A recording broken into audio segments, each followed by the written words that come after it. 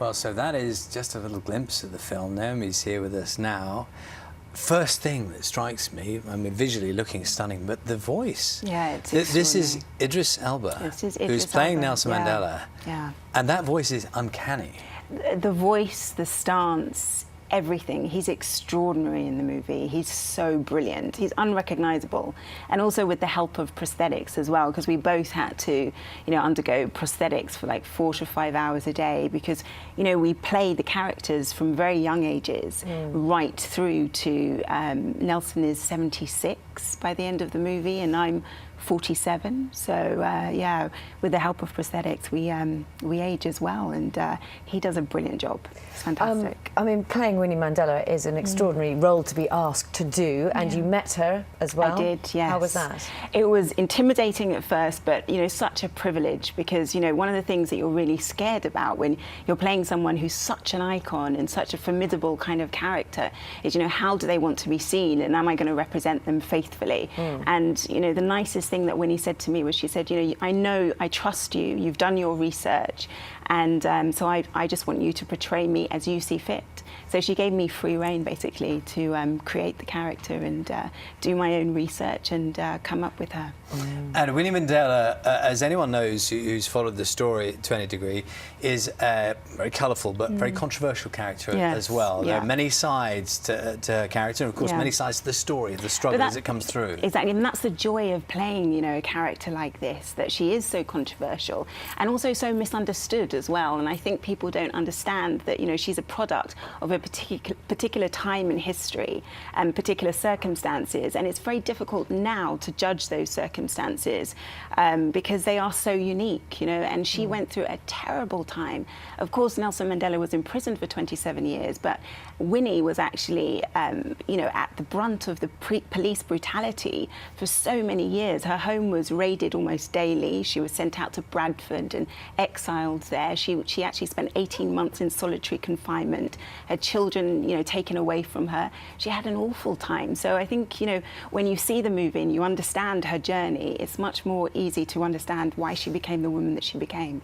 What an honour to have 2 British actors starring in it as well. It's been 17 years in the making. Yes, a long time. And they obviously came to you and Idris at the same time, did they, or how did it work? Well, I did the first grader with the same team. So I worked with Justin Chadwick and Ansing, David Thompson, and they actually, after I finished that movie, during the promotion of that, they asked me to come on board. So, and then later Idris was asked to come on board as well, which is fantastic. There are many films made about current events, but I can't imagine a story which has quite so much sort of international scrutiny as Nelson Mandela, the fondness that everyone has for him, and the responsibility that you have in your own portrayal, but the film has, given that, as we know, when next week is his birthday, he's in hospital now, there's so much else around. Does that add to your sense of responsibility, both as an actress but within the production itself? Absolutely. But what I think is so great is that we know, I've seen the film, it's so beautiful.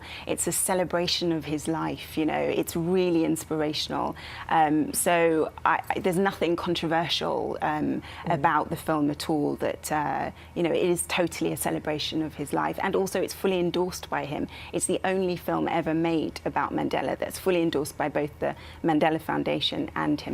Because it is based on his autobiography. Yes, and also because he has a very close relationship with Anand Singh, who's one of our producers.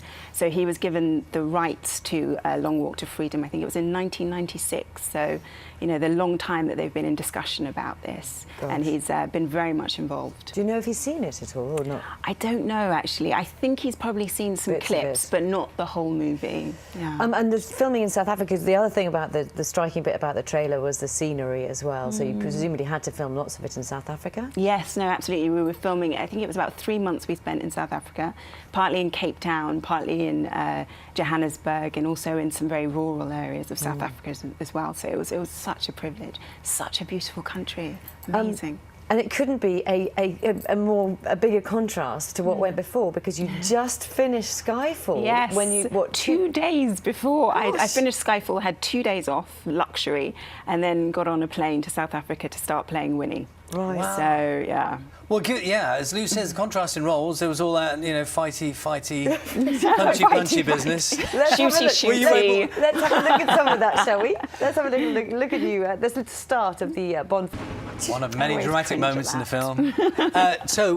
It's quite a bit in the papers this morning about Bond, Yeah. because Sam Mendes has just confirmed he's back on board. Yeah, I'm so excited You knew about that, presumably. I didn't actually. I didn't know that, so I'm so excited. It's the first time that I found out about it was in the papers, so it's brilliant news. And you? I loved working with him. And will you be working with him again? I would hope so. I am Miss Moneypenny after all, but you never know. I love that reveal at the end of the. It was right at the end of the film, wasn't it, when you said Yeah. your surname, and that was a great moment. Yeah.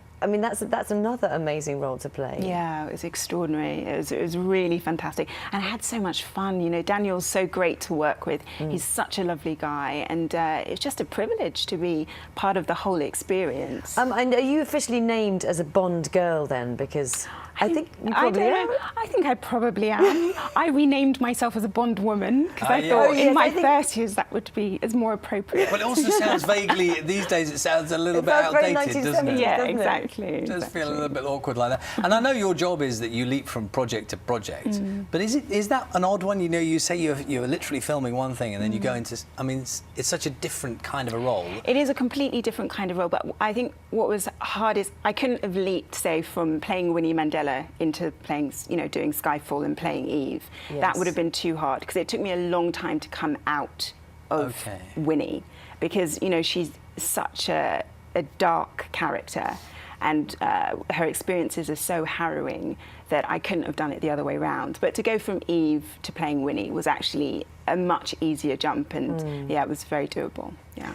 Lovely to see you here this morning. Thank you so much for Thank coming. you for having very me. I much. appreciate Thank it. you. And Mandela, The Long Walk to Freedom is due for release in January 2014. We are going to have to wait. Have you ever done any Shakespeare?